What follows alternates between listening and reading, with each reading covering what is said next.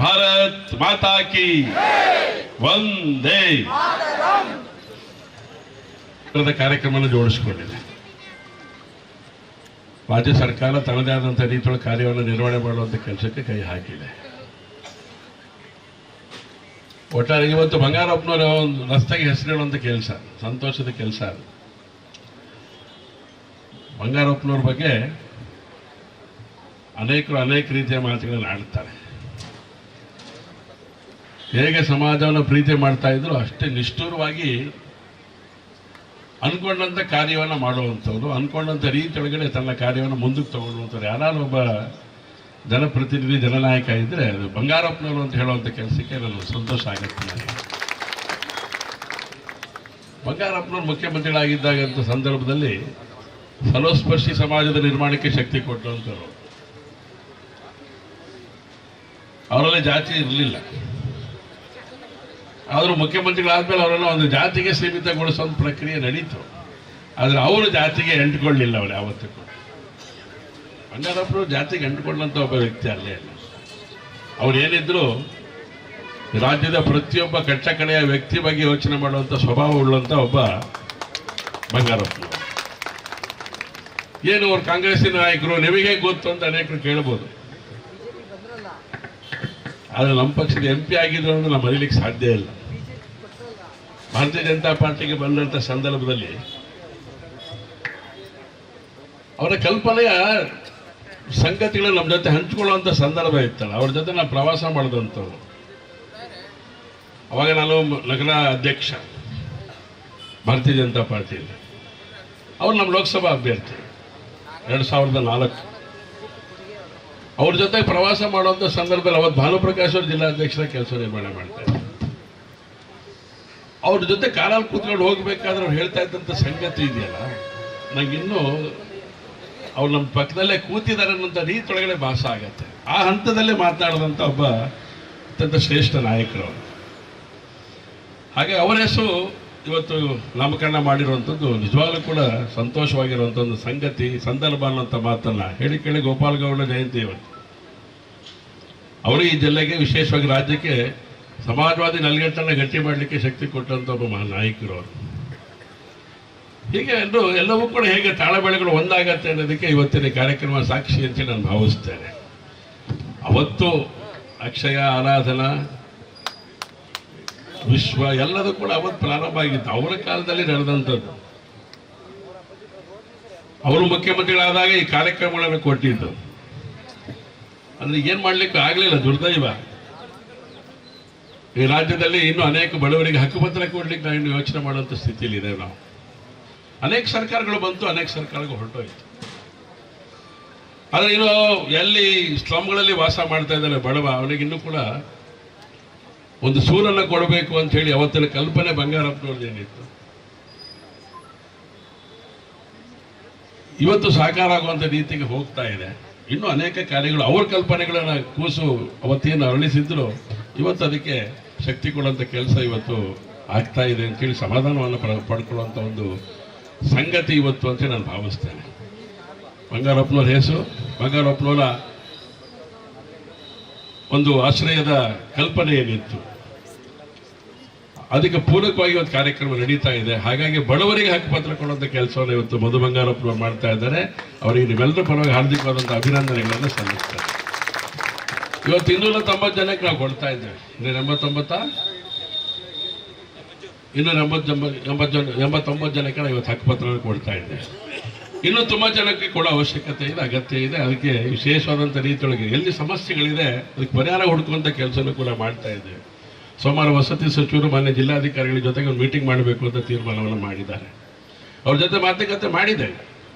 ಹಕ್ಕುಪತ್ರಗಳನ್ನು ಕೊಡಬೇಕು. ಯಾಕೆ ಅಂತ ಹೇಳಿದ್ರೆ ಸುಮ್ಮನೆ ಒಂದು ಮಾತಿಗೆ ಹೇಳ್ತೇನೆ, ಯಾವ್ಯಾವ ಸಂದರ್ಭಕ್ಕೆ ತಕ್ಕಂತೆ ಯೋಚನೆ ಮಾಡದಂಥ ಸಂದರ್ಭಗಳನ್ನು ಗಮನದಲ್ಲಿ ಇಟ್ಕೊಂಡ್ರೆ ಇವತ್ತು ಹಕ್ಕುಪತ್ರ ಕೊಡ್ಲಿಕ್ಕೆ ಆಗದೆ ಇರುವಂಥ ಅನೇಕ ಏರಿಯಾಗಳೇನಿದೆ, ಚಾನಲ್ ಏರಿಯಾ ಅಂತ ಕರಿತೇವೆ, ಅಲ್ಲಿ ಕೊಡ್ಲಿಲ್ಲ ನಾವು. ಕೆರೆಕಟ್ಟೆ ಏನಂತ ಕಟ್ಟೆ ಅಂತ ಜಾಗ ಬರುತ್ತೆ, ಅಲ್ಲಿ ಕೊಡ್ಲಿಕ್ಕೆ ಅವಕಾಶಗಳಾಗಲಿಲ್ಲ. ಆ ಥರದ್ದು ತುಂಬಾ ಜನಕ್ಕೆ ಸೂರು ಕೊಡಬೇಕಾಗಿರುವಂಥ ಸಂಗತಿ ಇದೆ, ಸಂದರ್ಭಗಳಿದೆ ಅಂತ ಹೇಳಿ ಯೋಚನೆ ಮಾಡಿದಾಗ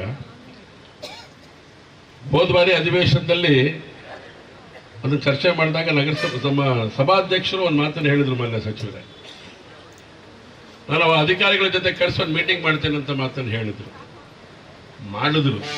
ಮಾಡಿ ಒಂದು ಇನ್ಸ್ಪೆಕ್ಷನ್ ಕೂಡ ಮಾಡಿದ್ರು.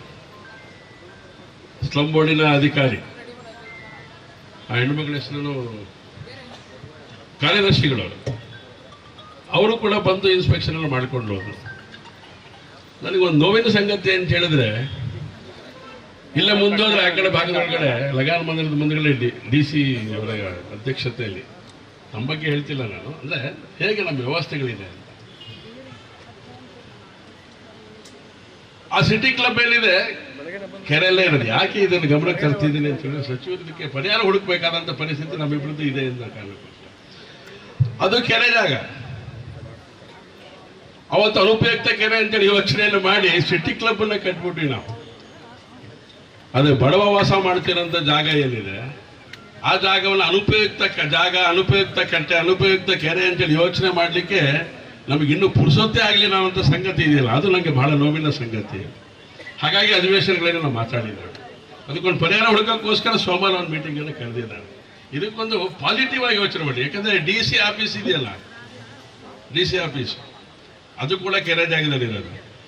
ಬೆಂಗಳೂರಿನ ನಮ್ಮ ದೊಡ್ಡ ಬಸ್ ಸ್ಟ್ಯಾಂಡ್ ಇದೆಯಲ್ಲ, ಅದು ಕೆರೆ ಜಾಗನೇ. ಅಂದ್ರೆ ಎಲ್ಲ ಒಂದ್ ಕಡೆಗೆ ಬಡವರಿಗೆ ಸೂರು ಕೊಡಬೇಕು ಅಂತ ಹೇಳಿದಾಗ ಕಾನೂನಿನ ಕಟ್ಟಳೆಗಳ ಅಡ್ಡ ಬಂದ್ಬಿಡುತ್ತೆ. ಬೇರೆ ಸಂದರ್ಭಗಳು ಯೋಚನೆ ಮಾಡಿದಾಗ ಬರಲ್ಲ ಅನ್ನೋದಕ್ಕೆ ಇದೊಂದು ನಿದರ್ಶನ ಅಂತ ಕಾರಣಕ್ಕೋಸ್ಕರ ಈ ಸಂಗತಿ ಹೇಳ್ತಾ ಇದ್ದೇನೆ. ಅದು ತಪ್ಪು ತಿಳ್ಕೊಳ್ಳೋ ಕಾರಣಕ್ಕೆ ಇದನ್ನು ಹೇಳ್ತಾ ಇದ್ದೇನೆ. ಇದಕ್ಕೆ ಪರಿಹಾರ ಹುಡುಕ್ಬೇಕಾಗಿದೆ, ನಾವು ಪರಿಹಾರ ಹುಡುಕ್ಬೇಕಾಗಿದೆ. ಹುಡುಕಕ್ಕೋಸ್ಕರ ಈ ಒಂದು ವಿಶೇಷವಾದಂಥ ರೀತಿಯೊಳಗೆ ಯೋಚನೆಗಳು ನಡೀತಾ ಇದೆ. ಎಲ್ಲರಿಗೂ ಹಕ್ಕುಪತ್ರ ಕೊಡುವಂಥ ಕೆಲಸ ನಾವು ಮಾಡ್ತೇವೆ ಅಂತ ಭರವಸೆಯ ಮಾತನ್ನು ಈ ಸಂದರ್ಭ ಹೇಳ್ತಾ, ಯಾಕಂದ್ರೆ ಅಭಿವೃದ್ಧಿಯಲ್ಲಿ ನಾವು ರಾಜಕಾರಣ ಯಾವತ್ತೂ ಕೂಡ ಮಾಡೇ ಇಲ್ಲ. ಅಭಿವೃದ್ಧಿಯಲ್ಲಿ ನಮ್ಮ ರಾಜಕಾರಣ ಇಲ್ಲ. ವೈಚಾರಿಕತೆ ನೆಲೆಗಟ್ಟಿನಲ್ಲಿ ನಮಗೂ ಅವರಿಗೂ ಸ್ವಲ್ಪ ಭಿನ್ನಾಭಿಪ್ರಾಯಗಳು ಇರ್ಬೋದು. ಆದರೆ ಅಭಿವೃದ್ಧಿ ಒಳಗಡೆ ಬಡವರ ಪರವಾಗಿ ಕೆಲಸ ಮಾಡುವಂಥ ಸಂದರ್ಭದೊಳಗಡೆ ಯಾವತ್ತೂ ನಾವು ಯಾರು ಕೂಡ ಹಿಂದೆ ಬಿದ್ದಿಲ್ಲ. ಒಟ್ಟಾಗಿ ಕಾರ್ಯವನ್ನು ಮುಂದಕ್ಕೆ ತಗೊಂಡೋಗಿದ್ದೇವೆ. ಹಾಗಾಗಿ ಇವತ್ತು ಹಕ್ಕುಪತ್ರ ಕೊಡುವಂಥ ಕಾರ್ಯ ಬಂಗಾರಪ್ಪನವರ ಆಸೆ ಏನಿತ್ತು, ಆಶ್ರಯ ಅವರ ಹೆಸರಲ್ಲಿ ಬಂದಿರುವಂಥದ್ದು, ಅವರಿಗೆ ಗೌರವ ಅಂತ ಕೊಡುವಂಥ ರೀತಿ ಒಳಗಡೆ ಇವತ್ತು ಈ ಕಾರ್ಯಕ್ರಮ ಮಾಡ್ತಾ ಇದ್ದೀರಿ. ಅಭಿನಂದನೆಯ ಕಾರ್ಯ ಅಂತ ಮಾತನ್ನು ಹೇಳ್ತಾ ಮತ್ತೊಮ್ಮೆ ಮಧು ಬಂಗಾರಪ್ಪನವರಿಗೆ ಹಾರ್ದಿಕವಾದಂಥ ಅಭಿನಂದನೆಗಳನ್ನು ಸಲ್ಲಿಸಿ, ವಿಶೇಷವಾದಂಥ ರೀತಿ ಒಳಗಡೆ ಇನ್ನೊಂದಷ್ಟು ಸಂಗತಿಗಳನ್ನ ಸ್ವಾವಲಂಬಿ ಕಾರ್ಯವನ್ನು ಮಾಡಲಿಕ್ಕೆ ಚೆಕ್ಗಳನ್ನು ವಿತರಣೆ ಮಾಡುವಂಥ ಕೆಲಸವನ್ನು ಕೂಡ ನಾವು ಮಾಡ್ತಾ ಇದ್ದೇವೆ ಮಹಾನಗರ ಪಾಲಿಕೆ ನೇತೃತ್ವದೊಳಗಡೆ. ಹಾಗಾಗಿ ಎಲ್ಲರೂ ಕೂಡ ತಮ್ಮ ತಮ್ಮ ಒಂದು ಸ್ವಂತದ ಒಂದು ನೆಲೆಗಟ್ಟಿನ ಮೇಲೆ ತಮ್ಮ ಜೀವನವನ್ನು ರೂಪಿಸ್ಕೊಳ್ಳುವಂಥ ಕಾರ್ಯ ತಾವು ಮಾಡ್ಲಿಕ್ಕೆ ಹೊರಟಿದ್ದೀರಾ. ವಿಶೇಷವಾಗಿ ಯುಗಾದಿ ಹೊಸ ವರ್ಷ, ಬಲ್ಕೇಶ್ ಬಾನು ಅವರು ಆರಂಭದಲ್ಲಿ ಹೇಳಿದರು, ಯುಗಾದಿ ಮತ್ತು ರಂಜಾನ್ ಎರಡು ಒಟ್ಟೊಟ್ಟಿಗೆ ಬರುತ್ತೆ, ಯುಗಾದಿ ನಂತರ ರಂಜಾನ್ ಬರುತ್ತೆ ಅಂತ. ಹೀಗೆ ಪ್ರಕೃತಿ ನಿಯಮ ಇದೆ. ನಾನು ಅನೇಕ ಬಾರಿ ಅನೇಕ ಸಂದರ್ಭದಲ್ಲಿ ಹೇಳ್ತೇನೆ, ಬಹಳ ವ್ಯತ್ಯಾಸ ಇಲ್ಲ ಕೆಡ್ರಿ ನಮಗೂ ನಿಮಗೂ ಅಂತ. ಏನು ಅಂತ ಕೇಳಿದ್ರು ಬಹಳ ಜನ. ಮುಸಲ್ಮಾನರಿಗೂ ಹಿಂದೂಗಳಿಗೂ ವ್ಯತ್ಯಾಸ ಏನು ಅಂತ ಹೇಳಿದ್ರೆ ಬಹಳ ಏನು ವ್ಯತ್ಯಾಸ ಇಲ್ಲ. ಆದ್ರೆ ನಾವು ಹಬ್ಬವನ್ನು ಮಾಡಿ ಚಂದ್ರನನ್ನ ನೋಡ್ತೇವೆ, ನೀವು ಚಂದ್ರನನ್ನ ನೋಡಿ ಹಬ್ಬ ಮಾಡಿ. ಬಹಳ ವ್ಯತ್ಯಾಸ ಇದೆ ಇದರಲ್ಲಿ. ಚಂದ್ರನೇ, ಚಂದ್ರನ ಬದಲಾವಣೆ ಮಾಡಕ್ಕೆ ಆಗೋದಿಲ್ಲ ನಾವು. ಹಾಗಾಗಿ ಹಿಂದೂಗಳು ಹಬ್ಬವನ್ನು ಆಚರಣೆ ಮಾಡಿ ಚಂದ್ರನ ದರ್ಶನವನ್ನು ಮಾಡಿ ನಾವು ನಮಸ್ಕಾರವನ್ನು ಮಾಡ್ತೇವೆ. ನೀವು ಚಂದ್ರನಿಗೆ ನಮಸ್ಕಾರ ಮಾಡಿ ಆಮೇಲೆ ಹಬ್ಬವನ್ನು ಆಚರಣೆ ಮಾಡಿದ್ದೇವೆ. ಏನು ವ್ಯತ್ಯಾಸ ಇಲ್ಲ ಇದು. ಎಲ್ಲರೂ ಯಾರಿಗೆ ನಮಸ್ಕಾರ ಮಾಡ್ತೀವಿ? ಚಂದ್ರನಿಗೆ ನಮಸ್ಕಾರ ಮಾಡೋದು. ದಿನ ವ್ಯತ್ಯಾಸ ಆಗ್ಬೋದು ಅಷ್ಟೇ. ಹಾಗಾಗಿ ನಾವೆಲ್ಲರೂ ಒಟ್ಟಾಗಿ ಯೋಚನೆ ಮಾಡಿ ರಾಷ್ಟ್ರದ ರಥವನ್ನ ಮುಂದಕ್ಕೆ ತಗೊಂಡು ಹೋಗುವಂಥ ಕೆಲಸವನ್ನು ನಾವು ನೀವು ಸೇರಿ ಮಾಡೋಣ ಅಂತ ಮಾತನ್ನು ಈ ಸಂದರ್ಭ ಹೇಳ್ತಾ ಅವಕಾಶಕ್ಕಾಗಿ ವಂಚಿಸಿ ನನ್ನ ಮಾತನ್ನು ಮುಕ್ತಾಯ ಮಾಡ್ತೇನೆ.